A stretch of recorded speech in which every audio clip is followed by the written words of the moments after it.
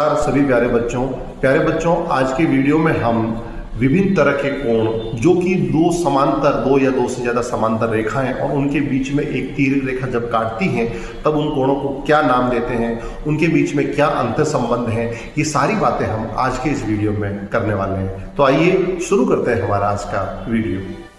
सबसे पहले बात करते हैं रेखा युग्म का। प्यारे बच्चों, ये जो शब्द है रेखा, ये पिछले वीडियो में आप परिचित थे, यानी कि अनंत तक दोनों दिशाओं में प्रगतिशील एक सीधी लाइन जो होती है उसको हम रेखा कहते हैं।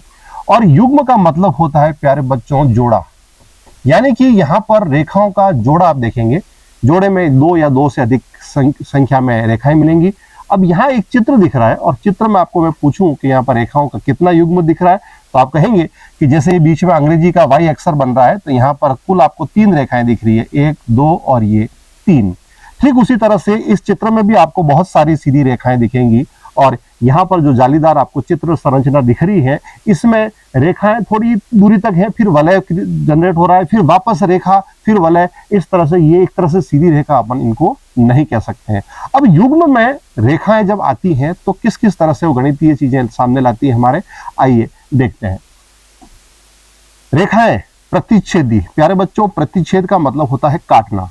रेखाएं आपस में जब काटती हैं, किस तरह से काटती हैं, कितने बिंदुओं पर काटती हैं और क्यों इनको हम अलग अलग जगह पर काटने की वजह से प्रतिच्छेदी बोलते हैं, और दो रेखाएं तीसरी रेखा से कितनी जगह कट सकती हैं, ये सारी चीजें यहाँ सम्मिलित करेंगे हम। तो आइए पहले परिचय करते हैं कि प्रतिच्छेदी रेखाएं होती क्या है।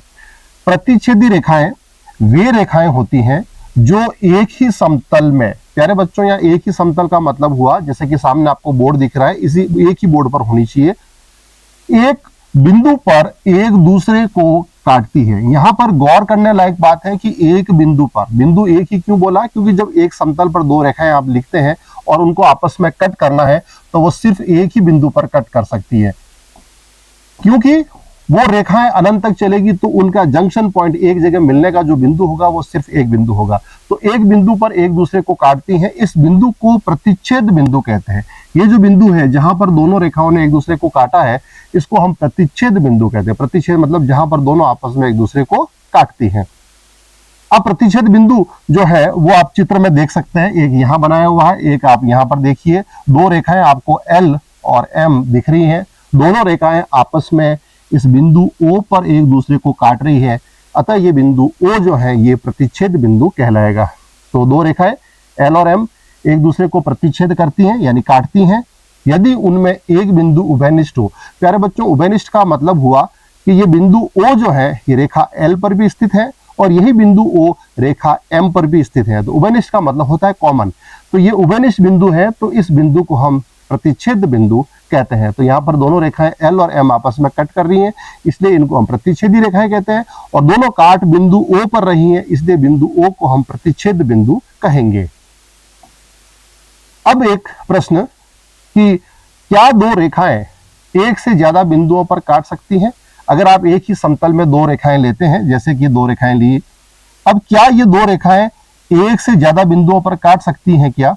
हाँ, अपन कहेंगे कि एक से ज्यादा बिंदुओं पर काटेगी या एक से कम बिंदुओं पर काटेगी। तो आइए हम पहले इलस्ट्रेशन देखते हैं कि कितनी संभावना है। पहली बात करते हैं कि क्या ये एक से कम बिंदुओं पर काटती है। तो ये संभव है कब, जब दोनों रेखाएं आपस में समानांतर होती हैं। ये दोनों रेखाएं एक दूसरे के समांतर है, अनंत तक जा रही है, तो ये दोनों आपस में एक भी बिंदु पर नहीं काटेगी, यानी कि एक बिंदु से कम हो गया, यानी शून्य बिंदु पर आपस में काट रही है। परंतु अगर वो रेखाएं समानांतर नहीं है, असमांतर है, तो कहीं ना कहीं वो दोनों आपस में एक बिंदु पर जरूर कट करेगी। तो यहाँ पर इस प्रश्न का उत्तर क्या रहेगा आपका कि क्या दो रेखाएं एक से ज्यादा बिंदु पर काट सकती हैं? तो आप कहेंगे नहीं, ये दोनों रेखाएं एक बिंदु पर ही आपस में काटेंगी, क्योंकि आपको दूसरे बिंदु पर कट करवाना तो रेखा को आप घुमा के तो इधर ला नहीं सकते, तो रेखा होती सीधी है, इसलिए वो एक ही बिंदु पर कट कर सकती है। ठीक है, चलते हैं हम आगे कि प्रयास कीजिए कि अपने आसपास के परिवेश में ऐसे उदाहरण ज्ञात कीजिए जहां रेखाएं समकोण पर प्रतिच्छेद करती हैं। आप दिमाग लगाइए, अपने घर में, आपके कक्षा कक्ष में, आपके बैग में ऐसी बहुत सारी चीजें हैं जहां पर दो रेखाएं आपस में समकोण पर यानी 90 डिग्री पर आपस में काटती हैं। बढ़िया उदाहरण आ रहा दिमाग में। तो पहला हम ले सकते हैं हमारे कमरे का कोना। जिस भी कक्ष में आप बैठे हैं उस कमरे का एक कोना लीजिए उस कोने में आप देख सकते हैं कि दो लाइनें आपस में 90 डिग्री पर कट करती है। इस तरह से जैसे आपके कमरे का ये कोना है, यहाँ पर लंबाई, चौड़ाई और ऊंचाई तीनों आती हैं और तीनों आपस में 90 डिग्री पर आपस में कट करती हैं। और भी इसकी उदाहरण है। दूसरा इसका उदाहरण अपन क्या ले सकते हैं? दूसरा उदाहरण आप अंग्रेजी का जो एल अक्षर है उसमें भी देख सकते हैं कि दोनों के बीच में 90 डिग्री का कोण बन रहा है। तीसरा उदाहरण आप और क्या ले सकते हैं? तीसरा उदाहरण आप अपने किचन में से रसोई में माचिस की जो डिब्बी होती है, माचिस की डिब्बी के जो दो कोने हैं वो आपस में इस तरह से 90 डिग्री का कोण बनाते हैं। इस तरह से बहुत सारी वस्तुएं अपने हमारे दैनिक जीवन में है जहां पर दो रेखाएं आपस में 90 डिग्री पर प्रतिच्छेद करती हैं। लेते हैं, प्रयास कीजिए, एक समबाहु त्रिभुज के शीर्षों पर प्रतिच्छेदी रेखाओं द्वारा निर्मित कोणों के माप ज्ञात करिए। यानी कि हम समबाहु त्रिभुज बनाएंगे। प्यारे बच्चों, समबाहु त्रिभुज वो त्रिभुज जिसकी तीनों भुजाओं की माप बराबर होती है। प्यारे बच्चों, हम तीन रेखाएं लेते हैं और ये तीनों रेखाएं इस तरह से आपस में काटती हैं कि जो अंदर संरचना बन रही है वो एक समबाहु त्रिभुज की है। सामने चित्र में आपको ABC एक समबाहु त्रिभुज दिख रहा है। हमें करना क्या है? इस समबाहु त्रिभुज के शीर्षों पर ये तीन शीर्ष बिंदु हैं, यहां पर प्रतिच्छेद करने वाला ये जो कोण है, कोण, तीनों कोणों की हमें माप निकालनी है कि ये कोण कितने कितने डिग्री के होंगे। अब प्यारे बच्चों, यहां आपको स्पष्ट दिख रहा है कि ये समबाहु त्रिभुज है, शीर्ष पर रेखाएं आपस में प्रतिच्छेद कर रही हैं और तीनों कोण जो है वो आपस में बराबर होंगे। बराबर होने का मतलब हुआ कि त्रिभुज में जब भुजाएं बराबर होती है तो भुजाओं के सम्मुख कोण भी बराबर होते हैं। तो यहाँ पर तीनों कोण आपस में बराबर हैं। मान लेता हूं मैं प्रत्येक कोण को x, और त्रिभुज का मूलभूत नियम आप जानते हैं कि त्रिभुज में तीनों कोणों का अंदर के तीनों कोणों का जो योग है वो 180 डिग्री होता है। तो हम यह तीनों को जोड़ते हैं, x को 3 बार, तो x को 3 बार जोड़ने पर 180 लिखा और आगे आपने इसको हल किया तो 3x बराबर 180 डिग्री और इस तरह से आपको x का मान मिल गया 180 डिग्री बटा 3, जिनको सरल करने पर अंत में आपको उत्तर मिला 60 डिग्री। यानी कि एक समबाहु त्रिभुज में शीर्षों पर, ध्यान से देखिए, शीर्ष बिंदु ABC, यहाँ पर प्रतिच्छेदी रेखाएं आपस में प्रतिच्छेद कर रही हैं। इनसे जो कोण निर्मित होता है वो प्रत्येक कोण 60-60 डिग्री का होता है। एक और प्रयास करते हैं, एक और प्रश्न लेते हैं हम। प्रश्न है कि एक आयत खींचिए और प्रतिच्छेदी रेखाओं द्वारा निर्मित 4 शीर्ष कोणों का माप ज्ञात करिए। इस बार हमें एक आयत बनाना है। आयत बनाने के लिए वापस हम 4 इस तरह से रेखाएं लेते हैं और इन चारों रेखाओं को इस तरह से आपस में कट करने के फलस्वरूप आप देख रहे हैं कि बीच में एक आयत PQRS का निर्माण हुआ। ठीक है, आयत में हमें पता है कि आमने सामने की भुजाएं बराबर होती है, तो यहां पर प्रत्येक अंत्य कोण इस बार, क्योंकि बराबर भुजाओं के सम्मुख कोण भी बराबर, अतः प्रत्येक अंत्य कोण को भी हम बराबर होने की वजह से हम x मान लेते हैं। चूंकि यह एक चतुर्भुज है और चतुर्भुज में चारों अंत्य कोणों का योग 360 डिग्री होता है, तो हम इन चारों x को जोड़ के इनका योग 360 डिग्री करेंगे। तो प्यारे बच्चों, इस तरह से हम इसको हल करेंगे तो अगली स्टेप में x आपका 4 बार जुड़ के 4x बराबर 360 डिग्री हुआ और फलस्वरूप आगे x का मान हमारे मिल गया 360 डिग्री बटा 4, जिसको कि सरलतम रूप में लिखने पर आपको मिलेगा 90 डिग्री। यानी कि 4 रेखाएं जब इस तरह से प्रतिच्छेद करें कि अंदर एक आयत का निर्माण हो जाए, तो निर्माण के फलस्वरूप जो अंत्य कोण है वो प्रत्येक अंत्य कोण 90 डिग्री का होगा। चलिए अपन एक और प्रयास करते हैं कि 2 रेखाएं एक दूसरे को प्रतिच्छेद करती हैं, तो क्या वे हमेशा एक दूसरे को समकोण पर प्रतिच्छेद करेगी?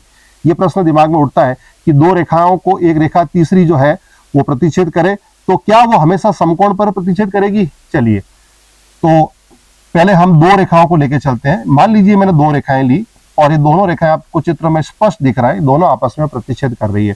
तो क्या प्रतिच्छेद बिंदु पर कोण 90 डिग्री का बनना जरूरी है? आपको स्पष्ट दिख रहा है कि यहाँ पर 2 कोण बन रहे हैं, एक न्यून कोण है और एक अधिक कोण है। हाँ, 90 डिग्री बन सकता है, वो एक विशेष परिस्थिति में बनेगा, परंतु ऐसा नहीं कि हमेशा ये दोनों रेखाएं प्रतिच्छेद करेगी और 90 डिग्री ही बने, ऐसा कोई जरूरी नहीं है। तो हमारे प्रश्न का उत्तर क्या हुआ? यदि 2 रेखाएं एक दूसरे को प्रतिच्छेद करती हैं तो क्या वे हमेशा एक दूसरे को समकोण पर प्रतिच्छेद करेगी? तो आप कहेंगे नहीं, ऐसा कोई जरूरी नहीं है कि वो हमेशा समकोण पर ही प्रतिच्छेद करे। अब हम 3 रेखाएं लेके देखते हैं कि क्या 3 रेखाओं में ऐसा संभव है। मान लीजिए मैं 2 रेखाएं लेता हूं और तीसरी रेखा, इनकी तिर्यक रेखा इस तरह से खींच दूं, बीच में से कट करती हुई निकले, तो इसमें भी प्यारे बच्चों ये जरूरी नहीं है कि जो रेखा काटती है वो उन दोनों रेखाओं को 90 डिग्री पर यानी समकोण पर ही काटे, ऐसा कोई जरूरी नहीं है। अगला टॉपिक, तिर्यक छेदी रेखा। प्यारे बच्चों, तिर्यक का मतलब हिंदी में होता है तिरछा, वो रेखा जो तिरछी हो, और साथ में छेदी, छेदी यानी छेद करके निकलती हुई, छेदन करने वाली। अब हम पढ़ेंगे कि तिरछी और छेद करने वाली रेखा के बारे में। तिर्यक छेदी रेखा क्या होती है? एक ऐसी रेखा, परिभाषा समझिए, एक ऐसी रेखा जो दो अथवा अधिक रेखाओं को भिन्न भिन्न बिंदुओं पर प्रतिच्छेद करती है, तिर्यक छेदी रेखा कहलाती है। सामने चित्र में इस परिभाषा को हम सेट करते हैं, देखते हैं किस तरह से। यहां पर आपको L और M दो रेखाएं दिख रही हैं, इनको एक तीसरी रेखा P इस तरह से काट रही है कि जो प्रतिच्छेद बिंदु है वो दो आपको अलग अलग दिख रहे हैं। परिभाषा में भी आ रहे हैं कि जो दो या अथवा रेखाओं को भिन्न बिंदुओं पर, अलग अलग बिंदुओं पर काटनी चाहिए। यहाँ आपको दिख रहा है स्पष्ट, वो दो अलग अलग बिंदु, पहले बिंदु को जैसे मैं मान लेता हूं A और दूसरे बिंदु को मान लेता हूं B, यहाँ पर वो कट कर रही है। तो यहाँ पर जो रेखा P है, ये P रेखा जो है तिर्यक छेदी रेखा कहलाएगी। किनके लिए? रेखा L और रेखा M के लिए। अब हम एक प्रयास करते हैं, तिर्यक छेदी रेखा को अभी आपने पढ़ा, देखा, और उस पर एक छोटा सा प्रश्न लेते हैं कि मान लीजिए दो रेखाएं दी हुई हैं और इन रेखाओं के लिए कितनी तिर्यक छेदी रेखाएं खींची जा सकती हैं। यार हम दो रेखाएं ले लेते हैं, ये रेखा हमने ली पहली L और दूसरी रेखा ली M। ये समांतर है या नहीं ये जरूरी नहीं है, दोनों रेखाएं समांतर हो भी सकती है, नहीं भी हो सकती है। हमें ये बताना है कि इनके ऊपर हम कितनी तिर्यक छेदी रेखाएं खींच सकते हैं। प्यारे बच्चों, ये मैंने एक तिर्यक छेदी रेखा खींची, ये दूसरी खींच ली, आप देख सकते हैं इस तरह से ये तीसरी खींच ली। तो क्या तिर्यक छेदी रेखाओं के खींचने की गिनती रुक रही है क्या?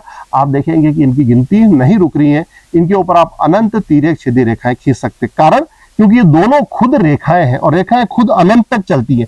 तो जब रेखा खुद अनंत तक चलती है तो उस रेखा के ऊपर अनंत इस तरह के बिंदु हैं, जिस प्रत्येक बिंदु से आप अभी परिभाषा में जैसे आया था कि भिन्न भिन्न बिंदुओं से निकलने वाली तिरछी रेखा को हम तिर्यक छेदी रेखा बोलते हैं। तो अनंत रेखाएं आप खींच सकते हैं। अगला प्रयास करते हैं हम कि एक रेखा तीन रेखाओं की तिर्यक छेदी रेखा है, तो बताइए कितने प्रतिच्छेद बिंदु हैं। पहले आप इस प्रश्न को समझ के इसका चित्र बनाएंगे और चित्र ही आपका उत्तर बताएगा कि उत्तर इसका किस तरह से आएगा। तो हमें तीन रेखाएं लेनी है। मान लीजिए मैं तीन रेखा लेता हूं, L, ये रेखा M और ये इसके बीच में एक रेखा और N। ये LMN तीन रेखाएं हैं। अब इन तीनों रेखाओं को एक रेखा इस तरह से काट रही है, तिर्यक छेदी रेखा है, इसको की रेखा का नाम दे दिया हमने P। अब हमें बताना है कि कुल कितने आपको प्रतिच्छेदन बिंदु दिख रहे हैं।